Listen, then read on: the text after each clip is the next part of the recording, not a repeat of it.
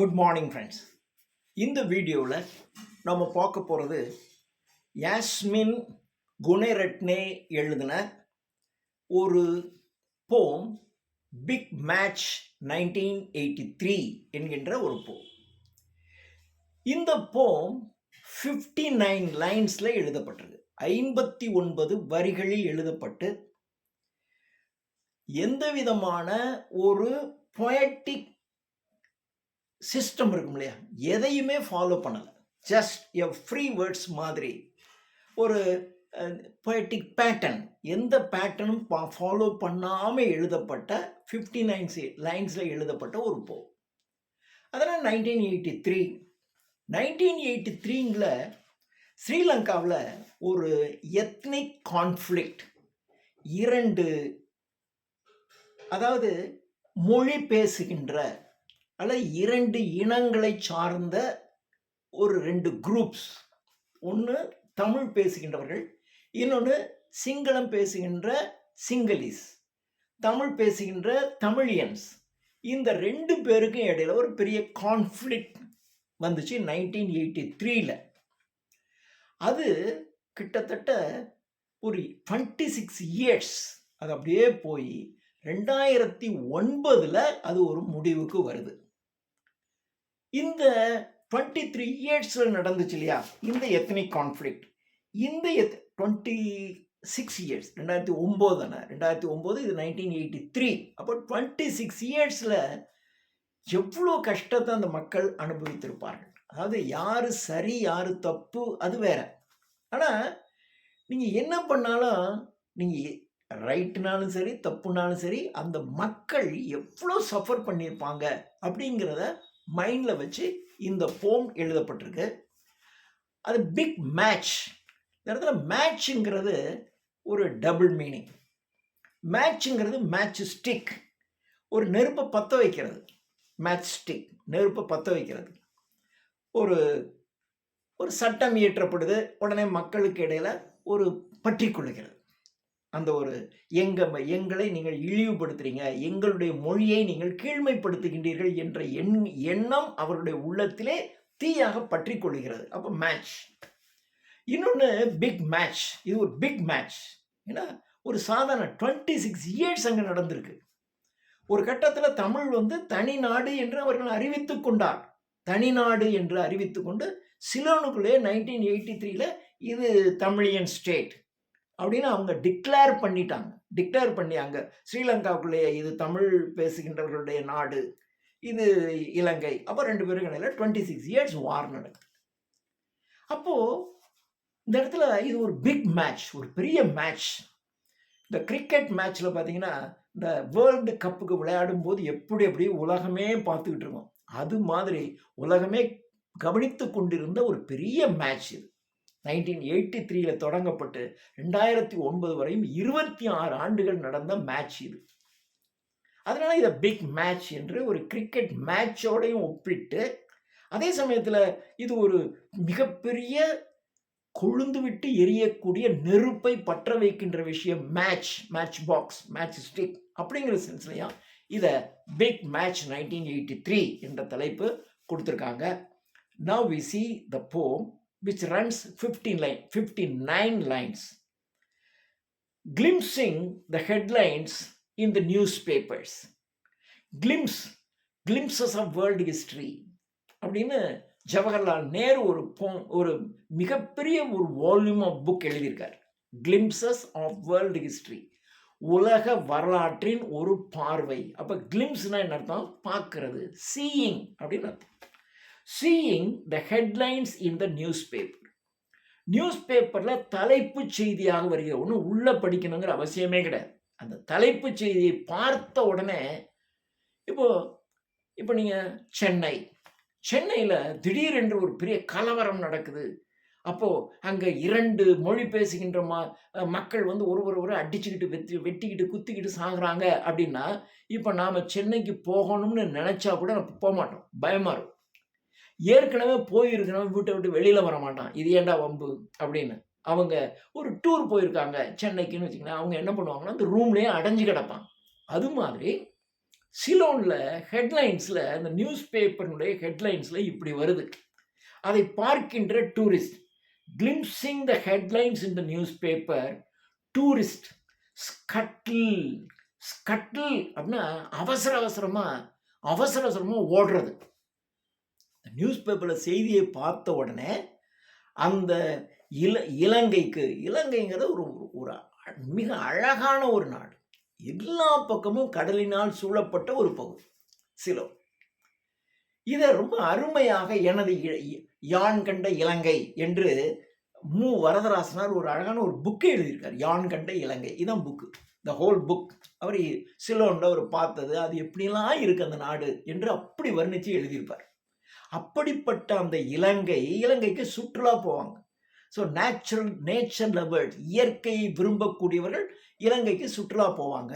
அப்படி சுற்றுலா போன சுற்றுலா பயணிகள் வெளியில் போகிறாங்க. நியூஸ் பேப்பரை பார்த்த உடனே, அப்போல்லாம் ஒன்லி நியூஸ் பேப்பர் தானே, அப்போ ஒன்று ரேடியோன்னு ஒன்று இருக்கும். அதுக்கு ரேடியோங்கிறது ஏதாவது ஹோட்டலில் பெரிய இடங்களில் தான் இருக்கும். மற்றபடி பொதுவாக நியூஸ் பேப்பர் தான் நீங்கள் செய்தியை பார்க்க முடியும். ஸோ நியூஸ் பேப்பரில் செய்தித்தாளில் இந்த ஹெட்லைன்ஸை தான் பார்க்குறாங்க. பார்த்த உடனே அந்த நாட்டிற்கு சுற்றுலா சென்றிருந்த அந்த டூரிஸ்ட், சுற்றுலா பயணிகள் ஸ்கட்டில்னா ஹரீட்லி அவசரமாக ஓடி வர்றாங்க. எதுக்கு? For cover. கவர்னு என்னத்தான்? மூடி மறைச்சிக்கிறது, தங்களை மறைத்து கொள்வதற்கு. என்னால் வெளிநாட்டிலிருந்து வந்திருக்கான் அப்படின்னா நம்ம பிணை கைதிகளாக பிடிச்சு வச்சுக்குவோம், நமக்கு ஏதாவது ஆபத்து வந்துடும் என்று ஃபார் கவர் அவங்க ஓடி cancel their options on rooms. இப்போ அவங்களுடைய ஆப்ஷன், டூரிஸ்டாக போயிருக்காங்க. அப்போ டூரிஸ்டாக போனால் என்ன செய்யணும்? ஒன்று சுற்றுலா போய் எல்லா இடங்களையும் பார்க்கணும், அல்லது சுச்சுவேஷன் இப்படி இருக்குது. அப்போது அவங்களுடைய ஆப்ஷன் ஒன்று சுற்றுலாவாக இடங்களை பார்ப்பதற்கு வெளியே செல்ல வேண்டுமா, அல்லது நீ அறைக்குள்ளே போய் ரூமுக்குள்ளே அடங்கிக்கிறியா? இதுதான் அவங்களுடைய ஆப்ஷன். அந்த ஆப்ஷனில் அவங்க எதை சூஸ் பண்ணியிருக்காங்க? ரூம்ஸில் போய் தங்கிக்கிறது. ஏன்னா ரூம்ஸை விட்டு வெளியே வர முடியாது, ரோட்டில் மிகப்பெரிய கலவரம் வெடித்து கொண்டிருக்கிறது என்று சுற்றுலா பயணிகள் the cancel their options on ரூமில் போய் with views of temples and holy mountain. பொதுவாக இந்த சுற்றுலா பயணிகளை கவர்வதற்காக அந்த லாட்ஜிங், அந்த அறைகள் இருக்கு இல்லையா, அறைகள் என்ன பண்ணுவாங்கன்னா அப்படியே அந்த அழகான மலை, அதாவது ஜன்னலை திறந்து அந்த மலையெல்லாம் தெரியணும், மலை அருவிகள் இதெல்லாம் தெரியணும். அப்படி இருந்துச்சுன்னா அந்த ரூமுக்கு தங்குறதுக்கு விருப்பப்படுவாங்க. அந்த ரூமுக்கு நீங்கள் கொஞ்சம் காசு கூட வச்சிங்கனாலும் காசை கூட கொடுத்து அந்த ரூமில் போய் தங்குவாங்க, அப்படியே ஜன்னலை திறந்துக்கிட்டு அந்த இயற்கையை ரசித்து பார்க்கறதுக்காக. அது மாதிரி இப்போ அவங்க போய் தங்களுடைய ரூமில் அடைஞ்சிக்கிறாங்க. Views of temples and holy mountains, அந்த புனித மலைகளையும் அங்கே இருக்கக்கூடிய கோயில்களையும் பார்த்து ரசித்து கொண்டு, வெளியே சுற்றுலாவாக சென்று ரசிக்க வேண்டிய அந்த இடங்களை எல்லாம் ரூம்ஸுக்குள்ள அடைபட்டு கொண்டு அவர்கள் அங்கே பார்த்து கொண்டிருக்கிறார்கள். Flash point in Paradise. Flash point in Paradise, இது ஒரு பாரடாக்ஸ். பாரடாக்ஸ் என்றால் முரண் அப்படின்னு அர்த்தம்.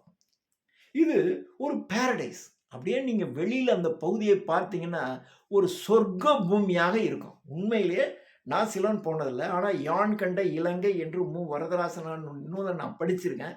அதை படிக்கும்போது எனக்கு ரொம்ப ஆசையாக இருக்கும், அந்த இடத்துக்கு போகணும் அப்படின்னு நான் ரொம்ப ஆசைப்பட்டு பார்க்க வேண்டும் என்று நினைத்து கொண்டிருக்கக்கூடிய, ஆனால் பார்க்காமலே இருக்கக்கூடிய ஒரு இடம் அந்த சிலோன். அந்த சிலோனில் சொல்கிறான் ஃப்ளாஷ் பாயிண்ட் இன் பாரடைஸ், அது ஒரு பாரடைஸ் மாதிரியான அந்த இடம் இப்போ எங்கே வந்துருச்சு? Flash point. எல்லோருடைய ஃப்ளாஷ் அப்படின்னா டக்குன்னு ஒளி பாயுது இல்லையா, அதுதான் ஃப்ளாஷ்னு பேர். கேமராவில் ஃப்ளாஷ் லைட்டு, படிச்சுன்னு லைட்டு, அந்த வெளிச்சம் அந்த இடத்த அப்படி ஒரு செகண்ட் காட்டும். அது மாதிரி இந்த பாரடைஸுங்கிறது இப்பொழுது ஃப்ளாஷ் பாயிண்ட், எல்லோருடைய கவனத்தையும் ஈர்க்கக்கூடிய ஒரு பகுதியாக மாறிவிட்ட அந்த ஹோலி மவுண்டன்ஸ், அந்த டெம்பிள் எல்லாத்தையும் நேரில் போய் பார்க்காம அறைக்குள்ளேயே அடைந்து கிடந்து நாங்கள் பார்த்து கொண்டிருக்கிறோம். Racial part. ரேஸ்னா இனம். ரேசியல் பார்ட் அப்படின்னா racial part it mentions the dispute between two races, இரண்டு இனம். ஒன்று சிங்கள இனம், இன்னொன்று தமிழினம். அந்த 2 இடங்களுக்கும் இடையில் ரேசியல் பாட் பாயில்ஸ், அப்படியே கொதிக்குது. நாங்க தான் அப்படின்னு இவங்க தமிழர்கள், இல்ல இது எங்களுடைய நாடு, நாங்க தான் மெஜாரிட்டியாக இருக்கிறோம், இது எங்களுக்கு சொந்தமானது என்று அவர்கள். பொதுவாக இந்த அந்த இலங்கை சுதந்திரம் அடைந்த போது அங்க முக்கியமான தொழில் வளம், ஏன்னா பொதுவாக தமிழர்கள் ஒரு கடின உழைப்பாளர்கள். இங்க போய் அங்க இருக்கக்கூடிய தோட்டத்தெல்லாம், அங்க இருக்கக்கூடிய தேயிலை தோட்டங்களுக்கெல்லாம் வேலை பார்க்க போய் அங்கே கடினமாக உழைத்து பொருள் ஈட்டி நிறைய தேயிலை தோட்டங்களுக்கு சொந்தக்காரர்களாக மாறி இலங்கையிலேயே பொருளாதாரத்தில் வலிமை மிக்கவர்களாகவும் அரசியலில் பலம் பொருந்தியவர்களாகவும் தமிழர்கள் இருந்தாங்க. அப்ப சிங்களர்கள் அந்த நாட்டினுடைய பெருவாரியான இனத்தை சார்ந்தவர்கள்.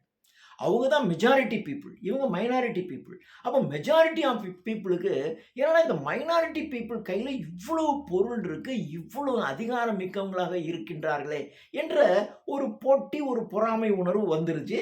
அந்த வந்ததின் விளைவாகத்தான் இது நடந்து போச்சு. இந்த பிரச்சனை நடந்து போச்சு. இப்போ அங்க ரேசியல் பாட் பாயில்ஸ், அங்க இனவாதம் சிங்கள இனமா தமிழ் இனமா என்கின்ற இனவாதமானது அங்கே பாயில்ஸ் கொதித்து கொண்டிருக்கிறது. அண்ட் ஈவன் த கானவே பாய், இந்த நாட்டில் இப்படி ஒரு பிரச்சனை வரப்போகிறது என்று இங்கிருந்து வெளிநாட்டிற்கு, இவங்க சொல்றது கனடா, அந்த கனடா நாட்டுக்கு போன அந்த பையன், அண்ட் ஈவன் த கானவே அப்படின்னா இங்கிருந்து புறப்பட்டு வெளிநாட்டிற்கு சென்று விட்ட அந்த பையன், who had hoped to find lost roots, lost lovers, lost talent even out among the palms. அங்கிருந்து இங்க வந்து இங்கிருந்து பிழைக்கிறதுக்கு அவன், இப்போ ஒவ்வொரு நாட்டிலிருந்து ஒரு நாட்டுக்கு பிழைக்க நிறைய பேர் போயிருப்பாங்க இல்லையா, அது மாதிரி சிலோன்ல இருந்து பிழைக்கிறதுக்காக கனடாவுக்கு நிறைய பேர் போயிருக்காங்க. அந்த கனடாவில் இருக்கிறவங்க இந்த செய்தி அவர்களுக்கு தெரிகிறது. நம்முடைய நாட்டில், நம்முடைய பிறந்த பூமியில இந்த மாதிரி பிரச்சனை உருவாகுது அப்படின்னோடனே, அப்போ என்னுடைய தாய் தந்தையர்களுக்கு என்னாச்சு, என்னுடைய உறவினர்களுக்கு என்னாச்சு, என்னுடைய காதலி அங்கதானே இருக்கா, அவளுக்கு என்னாச்சு, என்னுடைய நண்பர்களுக்கு என்னாச்சு என்று அங்கிருந்து வேகமா வந்து தேடி பார்ப்பதற்காக வந்திருக்கக்கூடிய பையன். And even the gone away boy who had hopeனா நம்பிக்கையோட, to find lost rootனா வேர், தங்களுடைய சொந்த வேர், தங்களுடைய குடும்பத்தின் வேர், அந்த குடும்பத்தின் வேறாக இருக்கக்கூடிய அந்த மூதாதையர்களையும், லாஸ்ட் லவர்ஸ், இவன் காதலிச்சிருப்பான், ஆனா பிழைக்கிறதுக்காக அவன் இங்கிருந்து கனடா போயிட்டான். ஐயோ என்னுடைய காதலிக்கு என்ன ஆச்சோன்னு தெரியலையே என்று தன்னுடைய காதலியை, last lovers, last talent, even the last talent, இங்கே இருக்கும்போது ஒரு பெரிய டேலண்டடாக இருக்கணும்னு அவன் நினச்சி முயற்சிச்சிருப்பான். ஆனால் வெளிநாட்டுக்கு போனவங்களுக்கு தங்களுடைய டேலண்ட்டை காமிக்கணும் அப்படிங்கிறதுலாம் அவங்களுக்கு குறிக்கோளாக இருக்காது. இப்போ நம்முடைய நாட்டில் இருக்கும்போது நம்ம அந்த டேலண்ட்டை காட்டணும், இந்த டேலண்ட்டை காட்டணும், கேமில் நம்ம பெரிய ஆளாகணும், இலக்கியத்தில் பெரிய ஆளாகணும், பேச்சில் பெரிய ஆளாகணும் அப்படிலாம் நினைப்பாங்க. ஆனால் வெளிநாட்டுக்கு போகிறவங்களுக்கு அந்த மாதிரிலாம் நோக்கம் இருக்காது. அங்கே எப்படி அதிகமாக பொருள் ஈட்டிட்டு சீக்கிரமாக நம்முடைய நாட்டுக்கு வருவது என்ற ஒற்றை குறிக்கோள் தான் அவங்களுக்கு இருக்கும். அதனால் இங்கேருந்து கனடாவுக்கு போனவனுக்கு தன்னுடைய டேலண்ட்டாக இழந்திருப்பான். இங்கே அவன் படிக்கிற காலத்தில் ஒரு பெரிய பேச்சாளனாக இருந்திருப்பான், கல்லூரியில் பள்ளிக்கூடங்களில் நடக்கிற பேச்சு போட்டியில் கலந்துருப்பான், நாடக போட்டிகளில் கலந்துருப்பான், இலக்கிய போட்டிகளில் கலந்து தன்னுடைய டேலண்ட்டை வளர்த்துருந்துருப்பான். ஆனால் இங்கேருந்து தன்னுடைய வேறு ஒரு நாட்டுக்கு போனோடனே அங்கே போய் நான் பேச்சு போட்டு அதெல்லாம் அவனுக்கு வராது. அங்கே போனோடனே எப்படி நம்ம பாதுகாப்பாக இருக்கிறது, எப்படி நிறைய சம்பாதிக்கிறது, சம்பாதித்து தன்னுடைய குடும்பம், தன்னுடைய மூதாதையர்களாக தன்னுடைய நாட்டில் இருக்காங்க, அவங்களுக்கு எப்படி பணம் அனுப்புறது, இது மட்டும்தான் இருக்கும். ஸோ தன்னுடைய last talent, last lovers, last roots, மூதாதையர்கள், இதையெல்லாம் தேடி அலைவதற்காக அங்கேருந்து ஓடி வந்துடுறான். And even the gone away boy who had hoped to find the lost roots, lost lovers, lost talent even out among the palms. பாம்னா உள்ளங்கை. உள்ளங்கையில் இருந்த அவனுடைய திறமைகள்லாம், அவனுடைய கையிலே இருந்த அந்த திறமைகள் எல்லாம் வெளிநாட்டுக்கு போய் எல்லா திறமைகளையும் விட்டுட்டான். அந்த உள்ளங்கையிலே இருந்த திறமைகளை மீண்டும் இங்கே வந்து வளர்த்து கொள்ளலாமா என்று அவைகளை தேடி மேக்ஸ் டைம்லி ரிட்டர்ன். சரியான நேரத்தில் திரும்பி வரான். ஏன்னா இப்பதான் பிரச்சனை ஆரம்பிக்குது.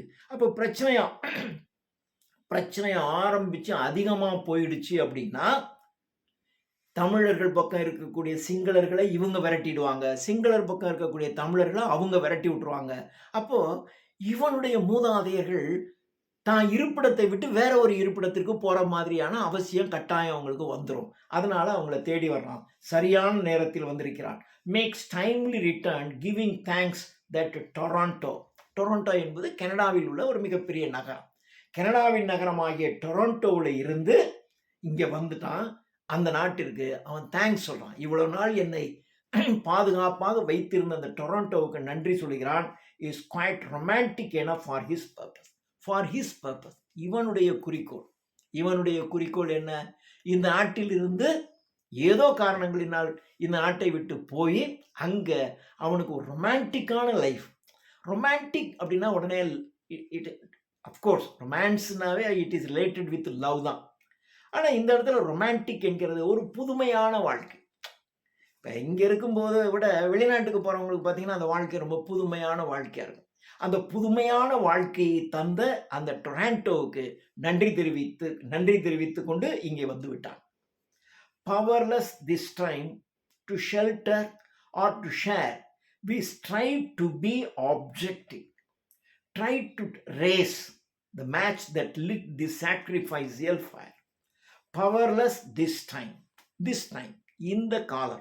இந்த காலத்தில் பவர்லெஸ் டு ஷெல்டர். ஏன்னா யாருக்குமே பவர் இருக்குன்னு சொல்ல முடியாது. இப்போ ஒரு நாடு, இப்போ இந்தியாவில் வந்து நீங்கள் prime minister is powerful, chief minister. இங்கே தமிழ்நாட்டில் ஒரு சீஃப் மினிஸ்டர் இஸ் பவர்ஃபுல். ஆனால் சிலோனில் யார் பவர்ஃபுல்? அங்கே ஒரு மினிஸ்டர் இருப்பாங்க. ஆனால் இந்த தமிழர்கள் வந்து பார்த்தீங்கன்னா ரொம்ப ஈக்குவலி பவர்ஃபுல்லாக இருப்பாங்க. இவங்ககிட்ட ஒரு பெரிய ஆர்மி வச்சுருக்காங்க. அந்த ஆர்மியோட சண்டை போடுற அளவுக்கு இவங்க வலிமை மிக்கவர்களாக இருக்காங்க. தமிழ்நாடு எங்களுக்கு சொந்தமானது, நாங்கள் தமிழ் வாழ்கின்ற மக்கள், நாங்கள் தனியாக சிலோனை பிரிச்சுக்கிறோம் அப்படின்னு சொல்கிறாங்க. அப்போ அந்த நாட்டில் ஒரு மந்திரி சபையெல்லாம் இருக்கும்ல, அதெல்லாம் ஒரு பவர்லெஸ்ஸாக தான் இருந்துச்சு. எப்படி எங்கள் நாட்டில் சொல்கிறார் அப்படின்னு அவங்களால அடக்க முடியாது. ஏன்னா இவங்ககிட்ட வலிமை வாய்ந்த ஆயுதங்கள் இருக்குது. இந்தியாவில் இருக்க தமிழ்நாட்டினுடைய ஆதரவும் அவங்களுக்கு கொஞ்சம் இருந்துச்சு. அதனால பார்த்தீங்கன்னா இவங்க வலிமை வாய்ந்தவங்களா இருந்தாங்க. அப்போ அங்கே இருக்கக்கூடிய அரசாங்கம் பவர்லெஸ்ஸாக தான் இருந்துச்சு. Powerless this time to shelter or to share.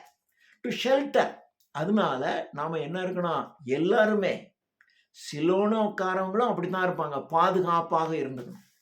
அதாவது நாம் போய் அவங்களோட சண்டை போடுறேன்னு போய் உயிர் இழப்பை ஏற்படுத்தி கொள்வதை விட 2 பேரும் பவர்ஃபுல்.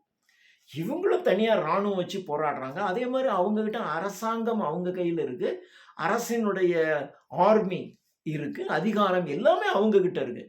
ஆனாலும் அவங்களும் வந்து பயந்துட்டு தான் இருக்கணும். இவங்களும் எந்த நேரத்துலையும் வந்து சிலோனுடைய ஆர்மி நம்மளை அட்டாக் பண்ணிவிடும், நம்ம அழிஞ்சு போயிடுவோம், இறந்து போயிடுவோம் என்று இவங்களும் பயந்து போய் தான் இருக்கணும். ஸோ அந்த மாதிரி டு ஷெல்டர், எல்லாம் பாதுகாப்பாக இருக்கின்றார்கள். Or to share, we strive to be objective. Subjective என்றால் அகம், ஆப்ஜெக்டிவ் என்றால் புறம், அகம் புறம். அகம் என்பது இமோஷனல், உணர்ச்சி பூர்வமானது. இப்போ நீங்க எது சரி, அவன் செஞ்சது சரியா இவன் செஞ்சது சரியான்னு நீங்க நினைக்கணும்னா we strive to be objective, not to be emotional. நீங்க இமோஷனலாக இருக்கக்கூடாது. இமோஷனலாக ஒரு முடிவெடுக்காம நடுநிலையோட உணர்ச்சி வசப்படாமல் நீங்க ஒரு முடிவெடுத்த பார்த்தீர்கள் என்றால் தான் யாரு சரி யாரு தப்பு, எந்த பக்கம் குறை இருக்கு எந்த பக்கம் கூட இருக்குன்னு நம்மளால கண்டுபிடிக்க முடியும். we strive to be objective. try to trace பண்றது. ஸோ இப்போ இது நிகழுது. இது நிகழ்வதற்கு இதுக்கு முன்னாடி என்ன காரணம்? இது காரணம்.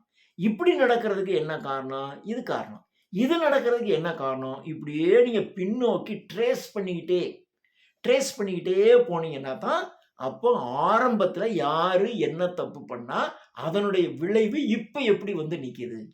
நீங்க இப்போ இருக்கக்கூடிய நிகழ்வை பார்த்து இவர் ரைட்டா இவர் தப்பான்னு முடிவெடுக்க கூடாது. அது இமோஷனலாக முடிவெடுக்க கூடாது. இப்போ இந்த பக்கம் 100 பேர் செத்து போயிட்டான், 100 பேர் செத்து போயிட்டான், அதுக்கு அவன் தான் காரணம் அப்படின்னு சொல்லக்கூடாது. அங்க 500 பேர் செத்து போயிட்டான். 500 பேர் இறந்ததற்கு இவர்கள் தான் காரணம்னு சொல்ல முடியாது. அப்ப இப்படி ஒரு நிகழ்வு நடக்குது. இதுக்கு என்ன காரணம்? இது காரணம். இன்னைக்கு ஏன் 100 பேர போய் இவங்க கொன்னுட்டு வந்துட்டாங்க. அப்ப 100 பேரை இவர்கள் கொலை செய்வதற்கு என்ன காரணம்? This is the reason. இப்படி நடக்கிறதுக்கு என்ன காரணம்? இப்படி நீங்க ட்ரேஸ் பண்ணீங்கன்னா தான் நீங்கள் சரியான விஷயத்தை கண்டுபிடிக்க முடியும். We strive to be objective, try to trace the match that lit. The match என்பது இந்த இடத்துல match stick, நெருப்பு குச்சி. அந்த நெருப்பு குச்சி that litனா அதை கொளுத்துகிற, இந்த கொளுத்துற நெருப்பு குச்சி, this sacrificial fire. ஃபயர்னா நெருப்பு. சாக்ரிஃபைஷியல் ஃபயர் என்றால் புனித நெருப்பு. இந்த புனிதமான இந்த நெருப்பை கொளுத்துன அந்த ஸ்டிக் ஏன் கொளுத்துச்சு? இந்த மேட்ச் ஸ்டிக் இந்த ஒரு புனிதமான நெருப்பை ஏன் ஏற்றியது? ஏன் இந்த புனிதமான நெருப்பை கொளுத்தி போட்டுச்சு அப்படின்னு நீங்க தெரிஞ்சுக்கணும்னா நீங்க ஒரு ஆப்ஜெக்டிவா அப்படியே கொஞ்சம் பின்னாடி ட்ரேஸ் பண்ணி பார்க்கணும். Try to trace the match that lit the sacrificial fire.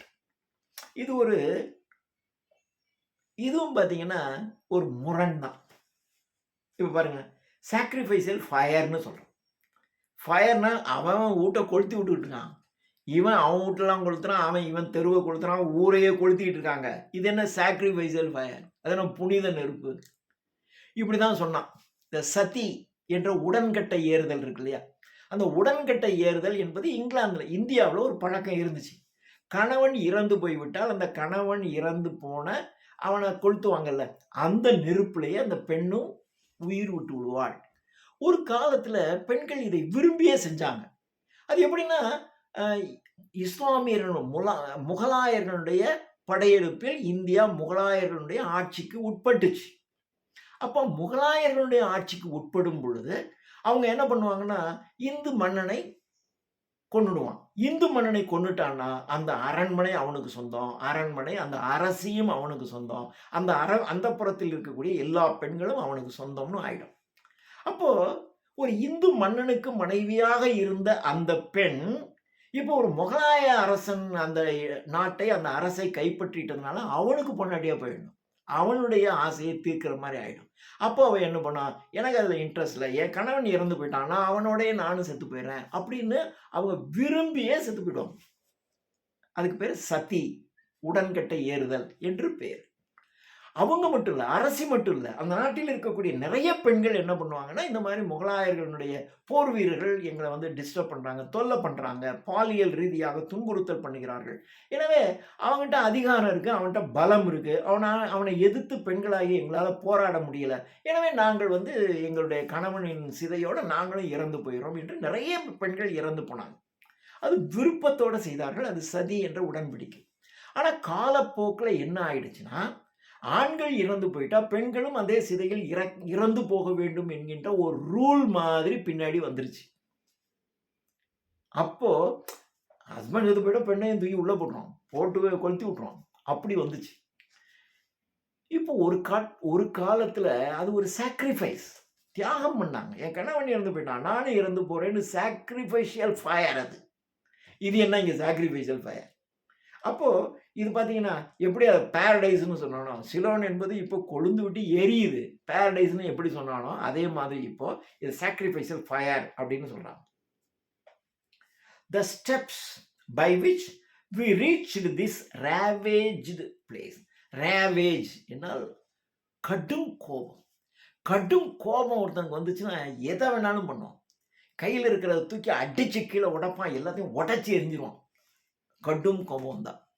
இப்போ ரேவேஜ்டு பிளேஸ், அந்த நாடே எப்படி இருக்குன்னா கடும் கோபத்தினால். தமிழர்களுக்கு சிங்களர்கள் மீது கடும் கோபம், சிங்களர்களுக்கு தமிழர்கள் மீது கடும் கோபம். அப்போ சிங்களர்கள் என்ன பண்ணுவாங்கன்னா, தமிழர்களுடைய கடை, அவங்களுடைய வீடு எல்லாத்தையும் போய் கொளுத்திடுங்க, அவனுடைய காரு வண்டி எதா இருந்தாலும் கொளுத்திடுவான். அதே மாதிரி தமிழன் எங்கதெல்லாம் இவன் கொளுத்துறான்டான்னு சொல்லி அவனுடைய மனிதர்களையும் கொண்டுடுவான், எல்லாத்தையும் கொளுத்திக்கிட்டு இருப்பான். இப்படி ஆயிடுச்சு ஃபயர். அதான் ரேவேஜ்டு place.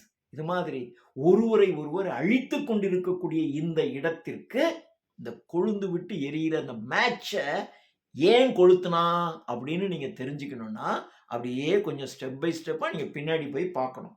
The steps by which we reached this ravaged place. We talk of 48. 1948ல நம்ம எடுத்துக்கோம். 1948ல சிலோன் சுதந்திரம் அடைகிறது. அப்பதான் அந்த நாட்டுக்கு இண்டிபெண்டன்ஸ் கிடைக்குது. அண்ட் 56 1956 இங்கதான் முதல்ல ஒரு பிரச்சனை உருவாகுது. என்ன பிரச்சனை உருவாகுது? 48ல சுதந்திரம் அடையுது, 56ல பிரச்சனை உருவாகுது. என்ன பிரச்சனை உருவாகுதுன்னா 48ல சுதந்திரம் அடையும் போது நான் சொன்னேன், அந்த நாட்டில் பலம் மிக்கவர்களாகவும் பொருளாதாரத்தில் பலம் வாய்ந்தவர்களாகவும் அரசியல்ல அதிகாரம் மிக்கவர்களாகவும் தமிழர்கள் இருந்தார்கள். ஆனால் அவங்க மைனாரிட்டி. மெஜாரிட்டியாக இருக்கக்கூடிய சிங்களர்கள் வந்து அவ்வளவு பெரிய இவர்கள் அளவுக்கு ஒரு பெரிய படிப்பறிவு அதிகமாக இல்லாத, பொருளாதார வளம் அதிகமாக இல்லாத, அரசு அதிகாரத்திலும் இல்லாதவர்களாக அவங்க இருந்தாங்க. ஆனா அவங்க மெஜாரிட்டி. இப்ப என்ன ஆயிடுச்சு? சுதந்திரம் அடைஞ்சு 8 வருஷம் பார்க்கலாம். சுதந்திரம் அடைஞ்சிச்சு, நாம இவ்வளோ பேர் இருக்கோம், ஆனா அவன் தானே பணம்லாம் நிறைய வச்சுட்டு இருக்கான், அவனுக்கு தான் கடை, சொந்தம், பிசினஸ் எல்லாம் இருக்கு, நமக்கு அப்படி இல்லையே என்ற எண்ணம் வருது. அப்போ அந்த மெஜாரிட்டிக்கான சில லீடர்ஸ் இருப்பாங்கல்ல, அவன் என்ன சொல்றான், நம்ம இவ்வளோ பேர் இருக்கான், அவன் என்னடா சொல்றது, இது நம்ம நாடு அப்படின்னு சொல்லி அப்ப மெஜாரிட்டி பீப்புள் வர்றாங்க. இப்போ அவர்கள் முதலாக என்ன பண்றாங்கன்னா, இந்த நாட்டினுடைய அலுவலக மொழி சிங்கள மொழி தான் அப்படின்னு கொண்டு வரோம். இந்த நாட்டில் வந்து official language of Ceylon is Sinhala என்று அவங்க கொண்டு வர்றாங்க. அப்போ கொண்டு வரும்போது தமிழர்கள் பார்க்குறான், அவன் மைனாரிட்டி. அங்கதான் முதல்ல பிரச்சனை ஆரம்பிக்குது. என்னடா அவன் கொண்டு வரானே என்று பிரச்சனை முதல்ல ஆரம்பிக்கிற இடம் 56 of freedom and the treacherous politics. So முதல்ல 48ங்கிறது ஃப்ரீடம், 56ங்கிறது ட்ரெச்சரஸ். ட்ரெச்சரி என்னால் துரோகம், பாலிடிக்ஸ் அரசியல், துரோக அரசியல். 1956ல் கொஞ்சம் அவங்க யோசிக்கணும், அவன் எவ்வளோ கஷ்டப்பட்டு தானே அவன் இந்த இடத்துக்கு வந்திருப்பான். ஒருத்தன் இப்போ நம்ம பார்க்குறோம், இவங்கப்பா அவன் எவ்வளோ இப்படி வர்றான். இப்போ நிறையா தமிழ்நாட்டில் தமிழர்கள் வந்து அதிகமாக இருக்காங்க, மார்வாடிகள் அதிகமாக வந்துட்டாங்க, மலையாளிகள் நிறைய வந்து இங்கே பெரிய பெரிய தொழில்கள்லாம் அவங்க கையில் இருக்குன்னு நமக்கு கோவம் வருது, ஆத்திரம் வருது. நியாயம், ஏன்னா தமிழ்நாடு தமிழர்கள் மெஜாரிட்டியாக இருக்கக்கூடிய இடம். ஆனால் மார்வாடிகள் அந்த பக்கம் குஜராத், ராஜஸ்தான் அந்த பகுதிகளில் இருக்கக்கூடிய மார்வாடிகள் வந்து பெரிய பெரிய தொழில்கள்லாம் அவங்க தான் பண்ணுறாங்க. சென்னையில் பார்த்தீங்கன்னா சவுகாரப்பேட்டை என்கின்ற ஒரு மிகப்பெரிய ஏரியாவில் பூரா அவங்க தான். இந்த ஹோல் மெட்ராஸில் இருக்கக்கூடிய பணத்தையும் அந்த சவுகார்பேட்டையில் என்ற அந்த ஒரு ஏரியாவில் இருக்க பணத்தையும் வச்சு பார்த்தீங்கன்னா அவங்க தான் ரிச்சாக இருக்கும். அவ்வளோ செல்வந்தர்களாக இன்னைக்கும் தமிழ்நாட்டில் இருக்காங்க. இப்போ நீங்கள் இன்னைக்கும் பேசுவாங்க, நீங்கள் சவுகார்பேட்டையில் இருக்கக்கூடிய அவங்கள தவிர தமிழர்கள் இருப்பாங்களா, அவங்கள போய் கேட்டிங்கன்னு வச்சுக்காங்க, அவர் எங்கே இருந்தோ பிழைக்க வந்துட்டு என்ன பண்ணுறான் பார்த்தியா, இவ்வளோ அவன் என்னடா இருக்கு அப்படின்னு இவனுக்கு அவனை கண்டா பிடிக்காது. அப்படி தானே இருக்கும், ஏன்னா இவன் மெஜாரிட்டி தமிழர்கள்.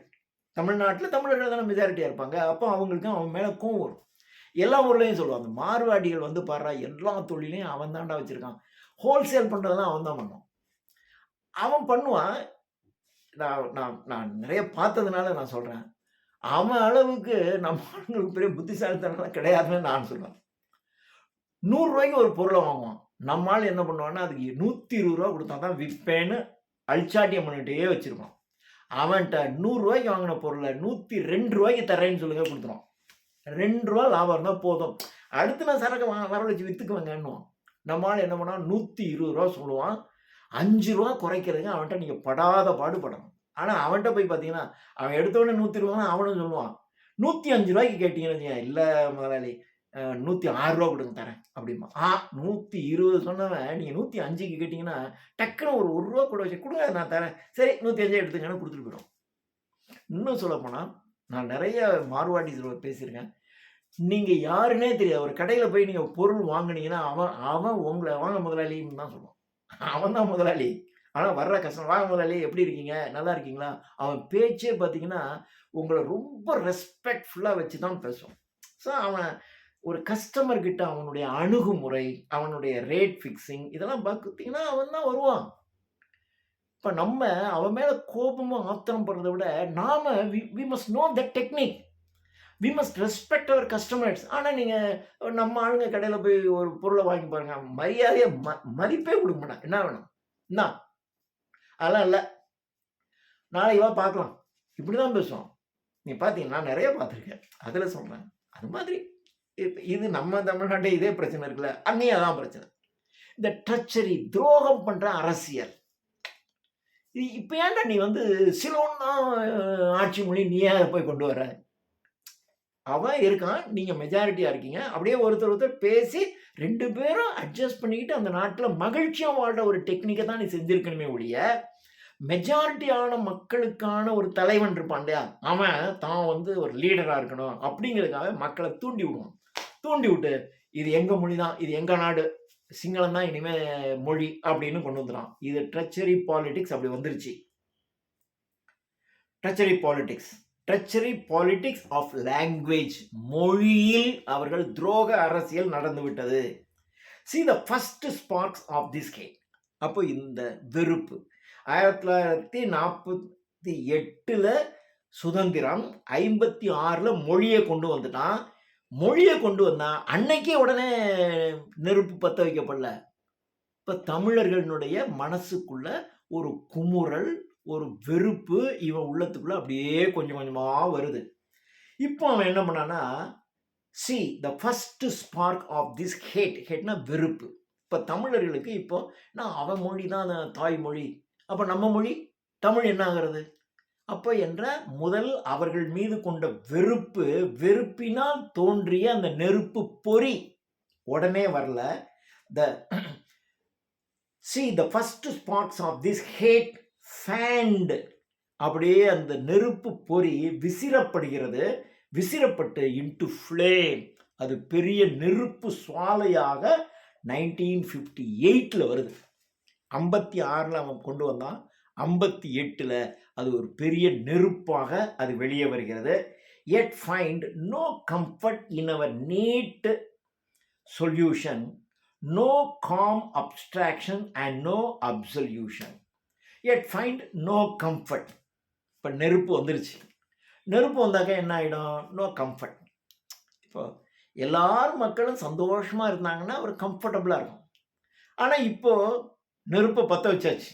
அவன் முதல்ல எங்கள் மொழின்ட்டான், உடனே இவனுங்களும் நெருப்பை பற்ற வச்சுட்டான்.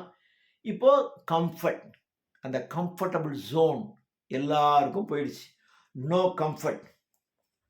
yet find no comfort in our neat solution. நாங்கள் ஏற்படுத்திய இந்த தீர்வில், இந்த தீர்வு, இதற்கு தீர்வு நெருப்பு தான், அடிதடி தான், தகராறு தான் என்று இந்த தீர்வில் ஒரு கம்ஃபர்ட் இல்லை.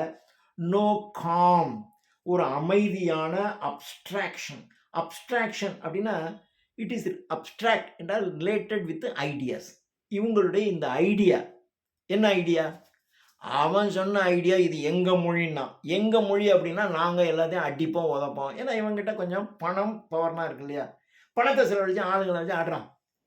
அப்போ இந்த செயலில் கம்ஃபர்ட் இல்லை, ஒரு ஒரு நோ காம் அப்ஸ்ட்ராக்ஷன் இல்லை, அண்ட் நோ அப்சல்யூஷன். அப்சல்யூஷன் என்றால் அப்சல்யூஷன் என்றால் நீங்கள் ஒரு பாவம் பண்ணிட்டீங்கன்னா அந்த பாவத்திற்கு மன்னிப்பு கேட்குறது. That is called absolution. இப்போ இவன் பாவம் பண்ணேன்னு உணரல, அடுத்த வீட்டெல்லாம் கொளுத்திக்கிட்டு இருக்கான், அடுத்த வீட்டில் இருக்கிறவனா கொன்னுட்டு இருக்கோம், அப்போ அது ஒரு பாவம் தானே. அப்போ பாவம் பண்ணாங்க, நான் பாவம் செய்து விட்டேன்னு மன்னிப்பு. இப்போ அந்த சென்ஸ் இல்லை. அவன் இப்படி சொல்லிட்டான், அப்புறம் நான் எப்படி இருக்குது ஆடுறான் பண்ணிட்டாங்க. அப்போ no absolution, no abstraction, no calm, no comfort, எல்லாம் போயிடுச்சு. The game is in other hands in any case. இப்போ இந்த ஆட்டம் அடுத்த கைக்கு மாறிடுச்சு. இதான் கேம். பிக் மேட்ச், ஒரு பெரிய ஆட்டம். அவன் ஆட்டத்தை தொடங்குறான், இவன் ஆட்டத்தை அடுத்த கட்டத்துக்கு இவன் கொண்டு போகிறான். இப்போ ஆட்டத்தை அவன் தொடர்றான். The game is in other hands in any case. These fires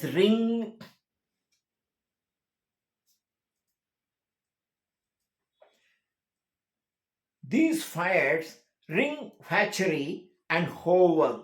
Howell அப்படின்னு சொன்னால், ஹோவல்னா சாதாரண குடிசை.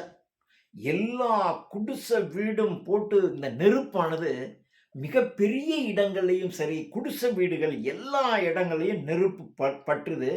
அண்ட் பிக் மேட்ச் ஃபீவர், ஒரு பெரிய மேட்சினுடைய ஃபீவர், ஒரு அந்த ஃபீவர் தொற்றிக்கொள்ளுகிறது அப்படின்னா எல்லா மனிதர்களுக்கும் அது பரவுதுன்னு அர்த்தம். இப்போ பெரிய ஆட்டம் எல்லாருக்கும் பரவுது. தமிழர்கள் அப்படின்னா, அதாவது சாதாரண தமிழர்கள் கூலி வேலைக்கு போயிட்டு அவனுக்கு எனக்கு சம்மந்தமே இல்லை, இப்போ அவன்லாம் உள்ள வரான்.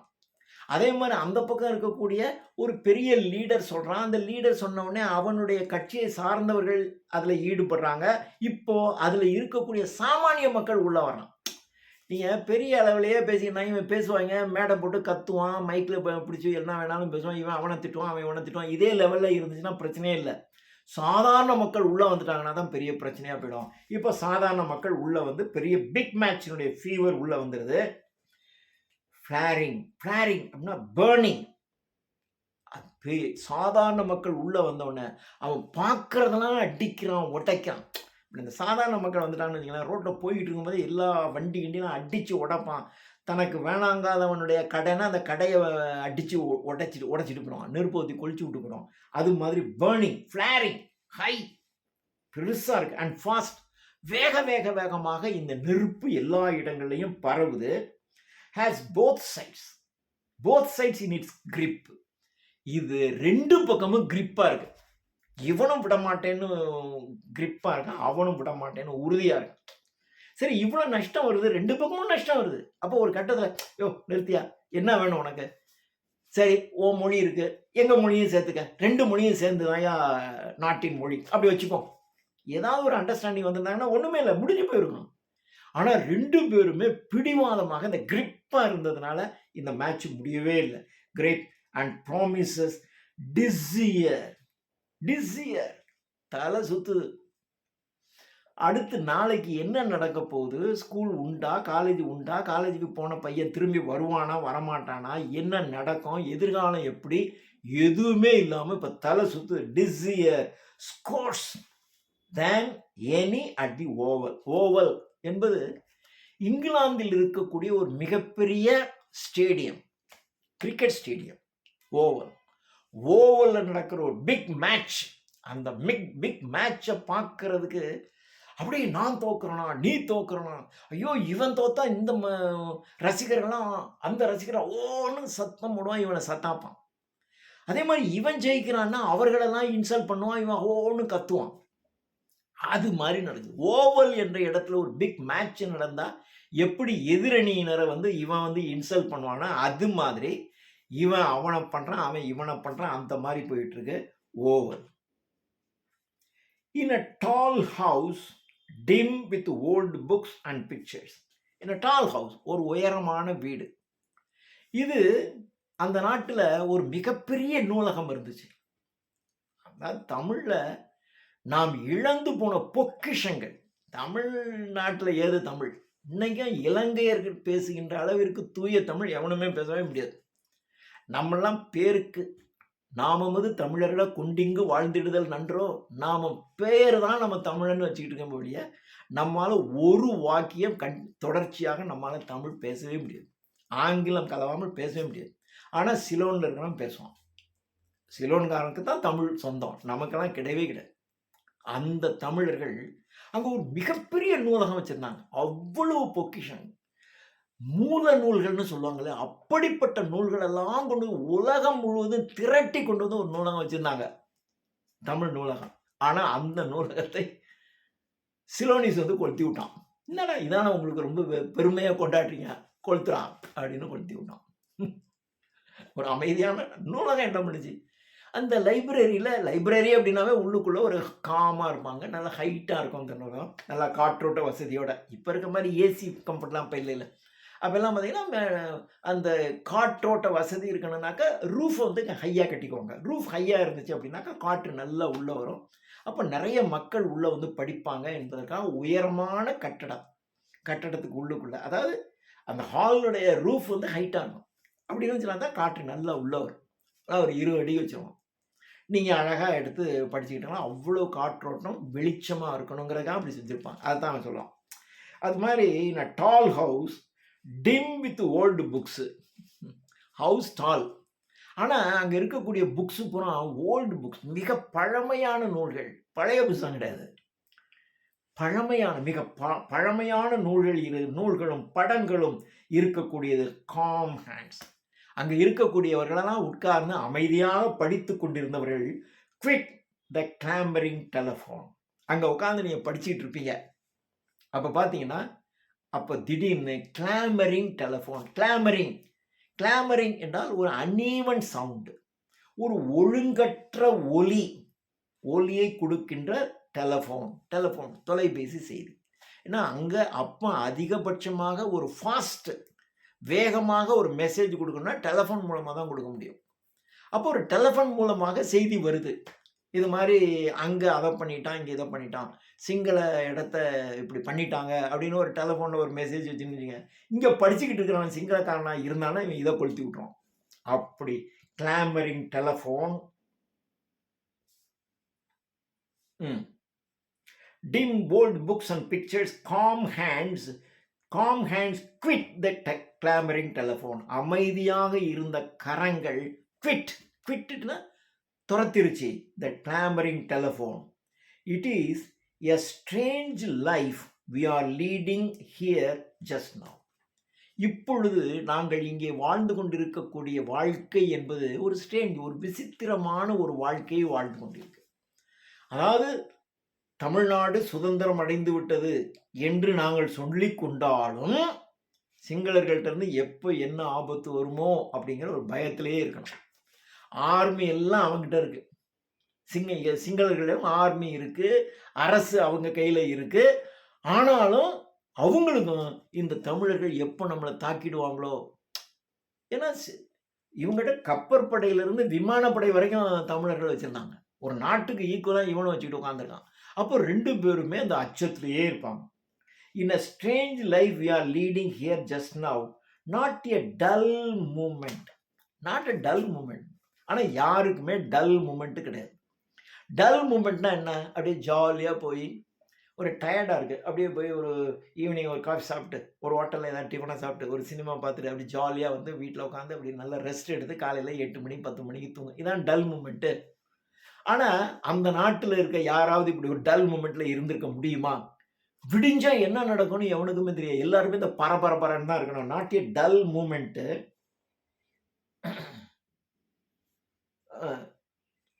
Not a dull moment. ஏன்னா always violence takes place. Every minute ஒரு வயலன்ஸ் தான் இருக்கும். அப்போ என்ன நடக்குமோ ஏது நடக்குமோங்கிற பீதியில் தான் இருப்பான். அதனால் டல் மூமெண்ட்டே கிடையாது. No one can complain of boredom.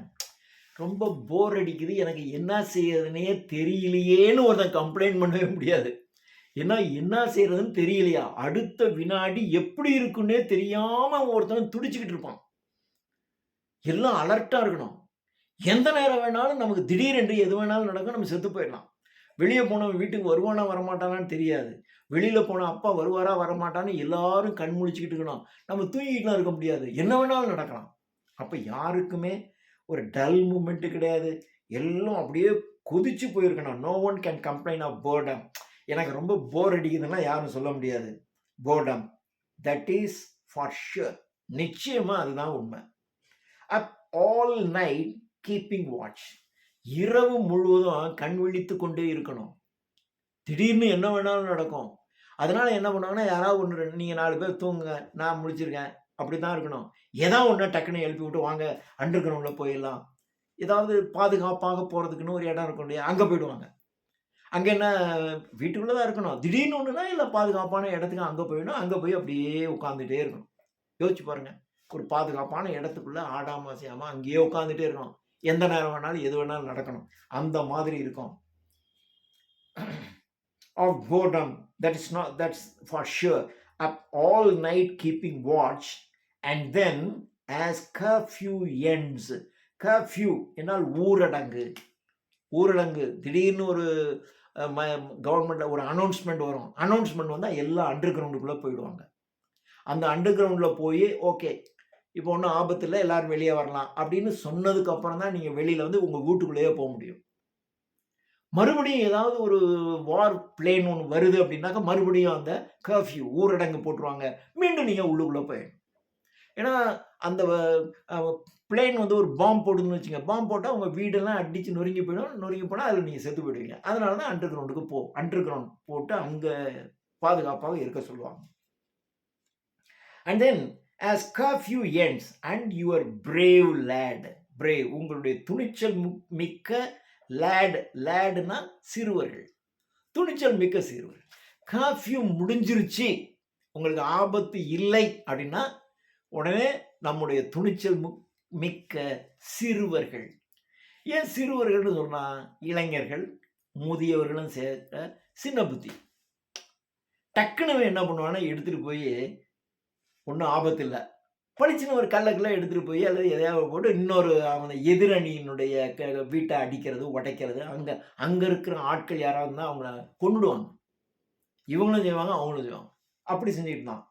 And then as curfew ends and your brave lads dash out, வெளியில் வந்துடுவான் at dawn, விடியற் காலையிலே வெளியே வந்து to start another day, to start another day, இன்னொரு நாளை அவர்கள் தொடருவார்கள் என்றால் to begin a fresh violence, ஒரு புதிய வயலன்ஸை ஆரம்பிப்பான்.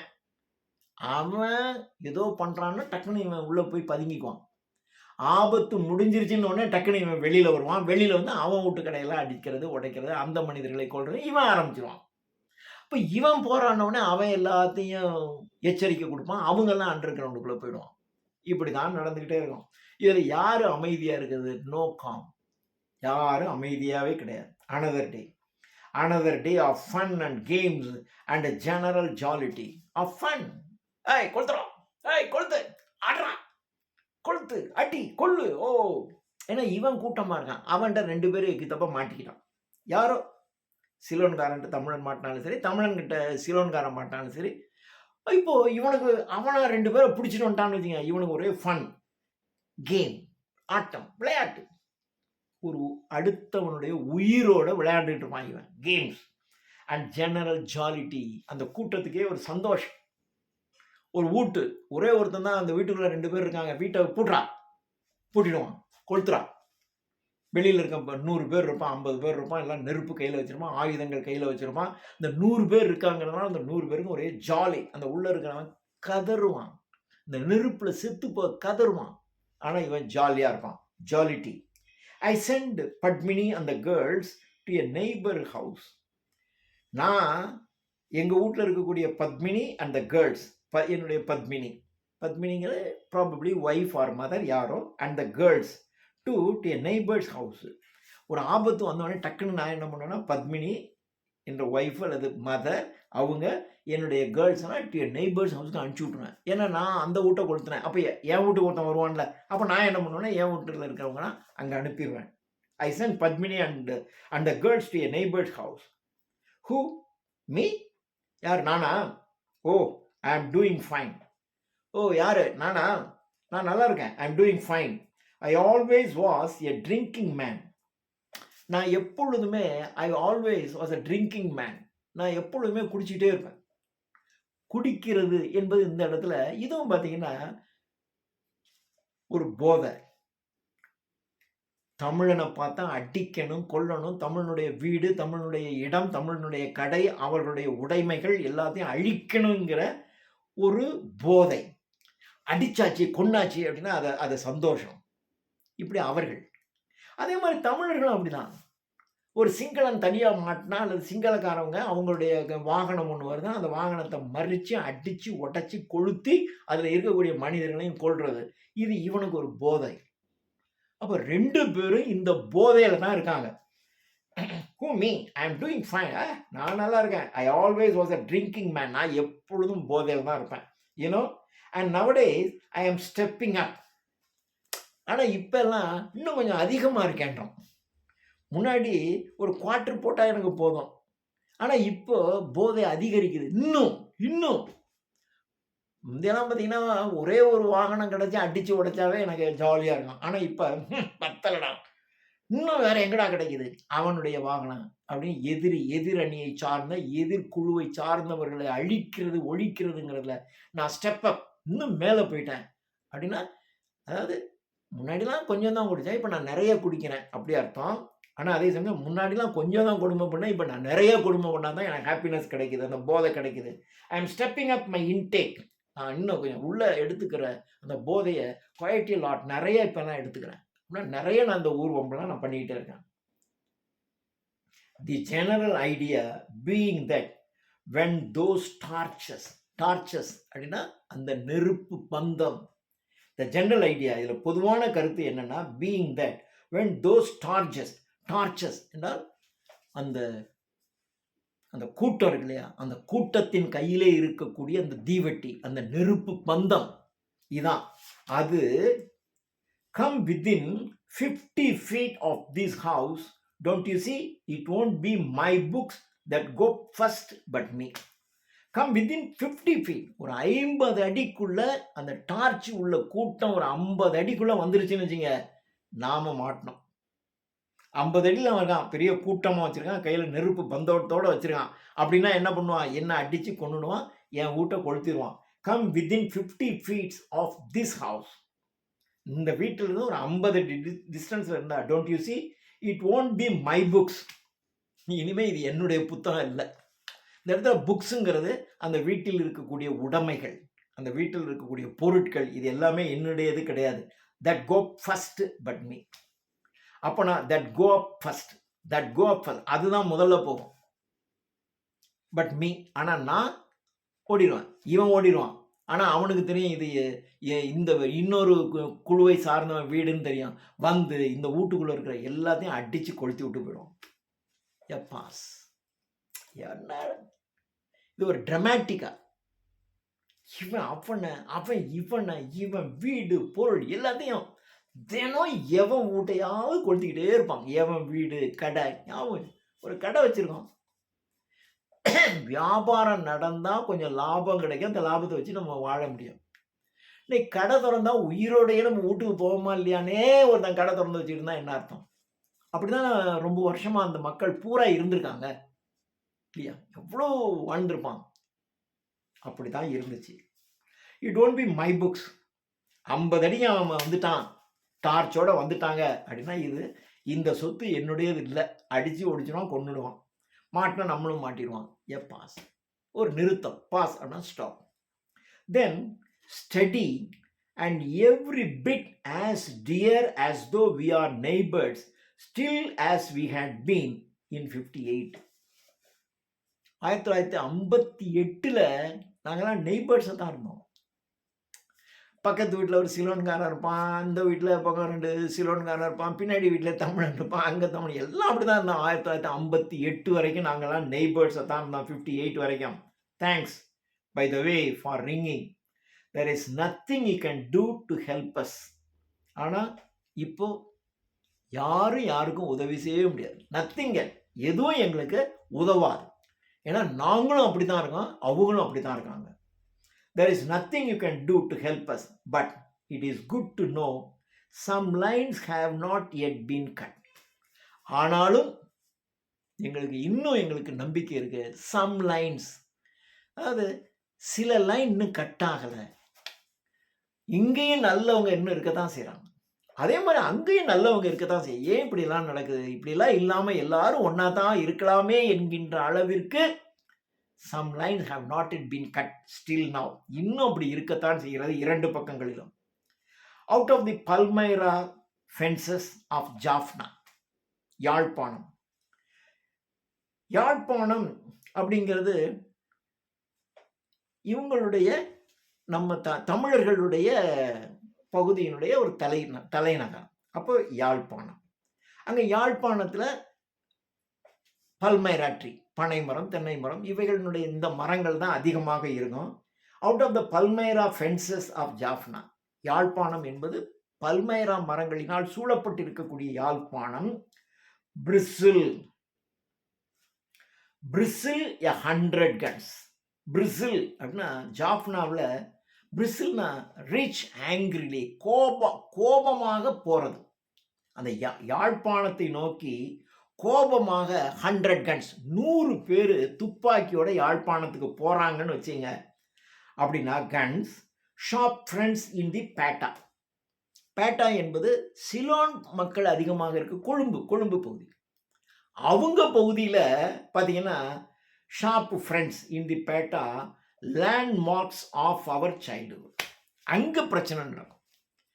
ஒன்றும் இல்லை, யாழ்ப்பாணத்தில் இங்கே ஒரு பிரச்சனை நடக்குதுன்னா அங்கே கொழும்புல பிரச்சனை பண்ணிடுவாங்க. அங்கே நீ கொளுத்துறியா, இங்கே கொளுத்துறா. அங்கே ஏதாவது நடந்துச்சுன்னா இங்கே அதான் ஒன்றும் இல்லை.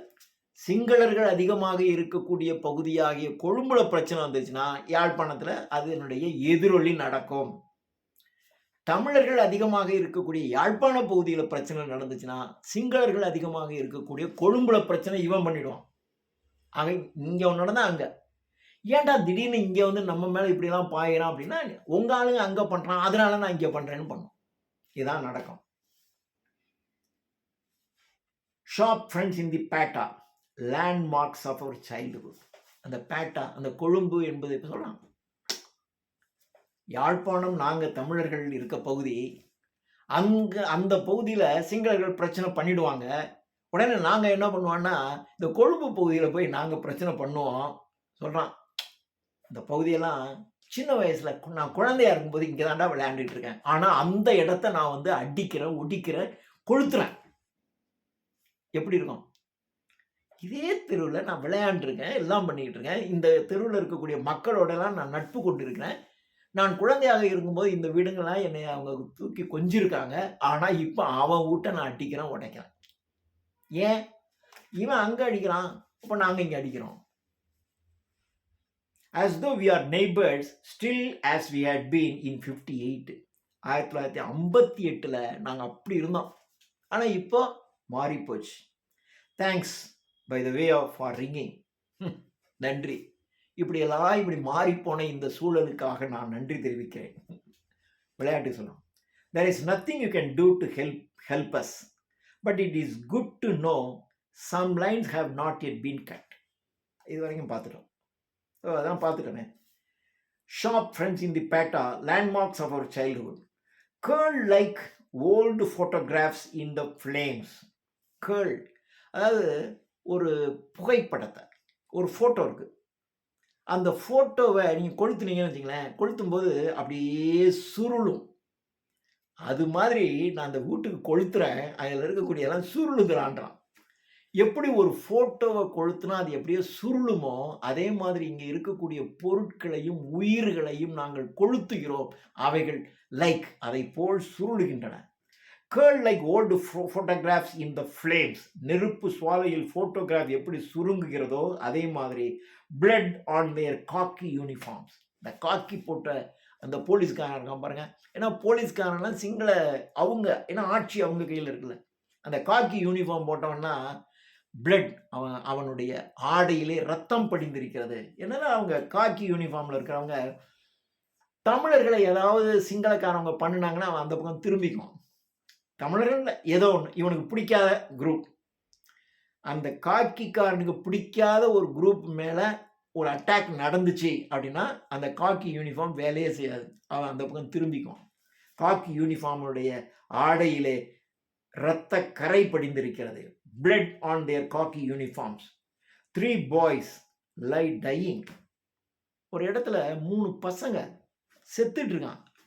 ஆனால் அந்த காக்கி என்ன பண்ணுது? a crowd looks silently the other way.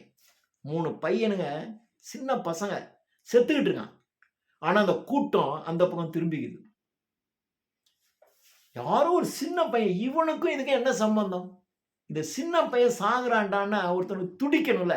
இந்த கூட்டம் வேற பக்கம் திரும்பிக்கிச்சு. A crowd looks silently the other way. Near the wheels of his smashed bicycle at the corner of Duplication Road, a child lied dead. Near the wheels of his smashed bicycle. ஒரு bicycle, நம்ம சைக்கிளில் போய்கிட்டே இருக்கோம், அந்த பைசைக்கிளில் ஒன்று அடிபடுது. என்ன அடிபடுதுறான்னா ஒரு குழந்தையினுடைய பொணாங்க கிடக்கு. ரோட்டில் போயிட்டு இருக்கீங்க, திடீர்னு சைக்கிளுடைய வீலில் ஏதோ மாட்டுது. என்னடா மாட்டுதுன்னா கீழே ஒரு குழந்தை செத்து கிடக்கு. எப்படி இருக்கும்? அந்த சைக்கிள் ஓட்டிட்டு வந்தவனுக்கு அதை பார்த்தா எப்படி இருக்கணும்? எப்படி துடிக்கும்?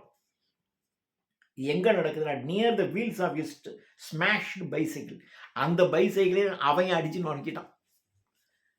நான் சைக்கிள்ல வர்றேன், சைக்கிள அடிச்சு நொறுக்கிட்டான். அப்புறம் அந்த சைக்கிளோட வந்துகிட்டு இருக்கேன். அந்த smashed bicycle at the corner of a duplication road, a child lied dead. அங்க குழந்தை ஒண்ணு செத்து கிடக்கு. And 2 policemen look the other way. குழந்தை ஒண்ணு செத்து கிடக்கு. அங்க 2 போலீஸ்காரன் அந்த வேற ஒரு பக்கம் திரும்பிக்கிட்டு நிக்கிறான். As a stout man sweating with fear falls to his knees. ஒரு ஸ்டவுட் மேன், நல்ல திடகாத்திரமான ஒரு ஆளு, அவன் ஸ்வெட்டிங் வித் ஃபியர், பயத்தினால அவனுக்கு அப்படியே வேர்த்து நடுங்குது. ஏன்னா அவனை இப்ப கொல்ல போறாங்க. Sweating with fear falls to his knees. அப்படியே முழந்தாளிட்டு அந்த கூட்டத்தை பார்த்து கெஞ்சினான். ஐயா விட்டுறியா, நான் தெரியாம செஞ்சேன், நான் இல்லையா, ஐயோ என்னை விட்டுருங்க, கெஞ்சினான். Falls to his knees beneath a bow tree. இது எங்கடா நடக்குதுன்னா, ஒரு போ மரத்தின் கீழே ஒரு வலிமையான ஒருவன், யாருன்னு சொல்ல, தமிழன்னு சொல்ல, சிங்களன்னு சொல்ல, அவன் தமிழனா கூட இருக்கலாம், சிங்களனா இருக்கலாம், அவன் முழந்தாளிட்டு கதறான். ஒன்றும் பண்ணிடாதீங்க, ஒன்றும் பண்ணிடாதீங்க என்று ஒரு போ மரத்திற்கு கீழே ஒரு வலிமை வாய்ந்த ஒரு ஆள் முழந்தாளிட்டு கெஞ்சி கதறி கொண்டிருக்கிறான். Poetry in a shower of sticks and stone. அப்போ ஷவர்னா அப்படியே குளிக்கும் போது ஷவர் பாத், அப்படியே தண்ணி மேல அருவி மாதிரி கொட்டும் இல்லையா, அது மாதிரி முழந்தாளிட்டு அவன் கெஞ்சினான். அவன் மேல ஸ்டிக்ஸ், குச்சிகளும் கற்களும் அவன் மீது சரம் மாதிரியாக விழுந்து அடிச்சு அவன் கொல்லப்படணும், சாகுறான். And stones flung by his neighbor's hand. யாரா அடிக்கிறான் அப்படின்னா, இவனுடைய பக்கத்து வீட்டுக்காரன். இதுக்கு முன்னாடி அவன் சிலோனிஸ், நம்ம தமிழர்கள், இப்படி எல்லாம் ஒன்னாக மாமாச்சா இருந்தவன், இப்போ நான் கெஞ்சுறேன், ஆனா பக்கத்து வீட்டுக்காரன் குச்சி எடுத்துவன், அவன் சிலோன்காரன், எல்லாம் ஒன்னா சேர்ந்துட்டான். அல்லது அவன் தமிழன், நான் அப்படின்னு வச்சுக்கோமே. இந்த கெஞ்சுறது ஒரு சிலோனிஸ், அடிக்கிறவன் தமிழன் அப்படி வச்சுங்க. அல்லது கெஞ்சுறவன் தமிழன், அவர்கள் அடிக்கிறவங்க சிங்களீஸ், எப்படி வேணா வச்சுங்க. நெய்பர்ஸ் ஹேண்ட்ஸ்ல அவன் பக்கத்து வீட்டுக்காரன் என்னைய போட்டு அடிக்கிறான், கொள்றான். Neighbours hands, the joys of high childhood. இந்த குழந்தை பருவத்தினுடைய ஆனந்தம், இந்த சின்ன குழந்தைங்களுக்குன்னு ஒரு சந்தோஷம் இருக்கும். I have lost the joys of childhood, friendship of our ravaged by pieties and politics. Friendship, the joys of childhood, friendship of our ravaged of our youth.